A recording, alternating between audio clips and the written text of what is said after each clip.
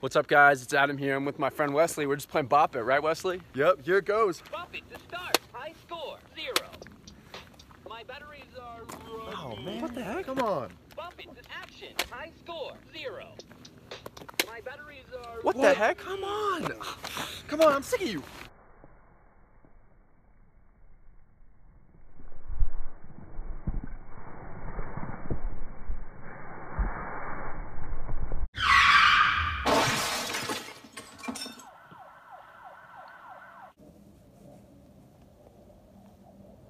Oh, man, you broke it, dude. Man, I'm sorry. But now we can see all the cool parts. Yeah. I wonder how they made this little screw. That's a really interesting question. I know how.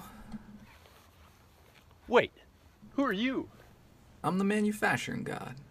Let me tell you how screws are made. The screws used in the Bop It are small enough to be called micro screws. There's a couple different ways to make these screws, and the best method depends on the application and the tolerances that are needed. One of the ways to produce screws is with an automatic screw machine, which operates just like thread cutting in the lathe, but with attached timed mechanisms that automate that process. This is one of the oldest methods for mass producing screws, but tolerances are low and burrs are very common. Another way of making screws this small is called thread rolling, where the blank screws roll between two groove plates that gradually shape its surface. Due to cold forming, thread rolling doesn't produce burrs, creates a very accurate final thread form, and is stronger than cut threads. The cost per part here is less than half of turning. Whoa, didn't realize there were so many cool ways to make screws. Yeah, thanks, manufacturing god. Wait, since you're here, any chance you could share how they made this pullet handle? Is it injection molding or what? That's right, son. Injection molding is one of the most common manufacturing processes around. It starts with feeding plastic or other material into a heated barrel where it is pushed along by a large screw and heated more by friction. The screw forces the molten material into a mold where it solidifies into that shape. That mold is then opened and the part is ejected by built-in pins. Whoa, thanks, manufacturing god. I've always wondered how they make such complex shapes like this one. No problem, boys.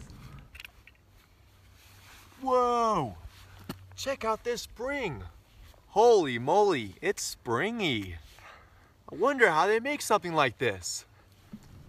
To make a spring, metal wire is pushed through a forming machine, which shapes the wire using movable forming tools, benders, cutters, and sensors to check the final shape.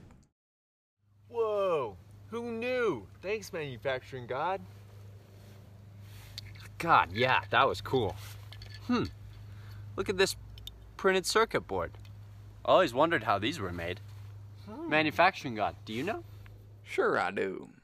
To make a typical printed circuit board, multiple fiberglass sheets are stacked on top of each other with thin copper foil on either side. These layers are baked at high pressure and temperature to fully cure the resin and bond the copper foil to the fiberglass sheets. The copper is then selectively removed using a multi-step etching process, creating separate wires on the surface, and holes are drilled at exact locations along these wires.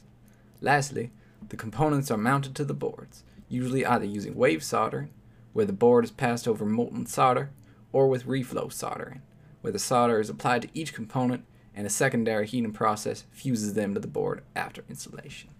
Sweet. I wonder if there's a class that teaches this kind of stuff. I'd love to take that class. Who knows?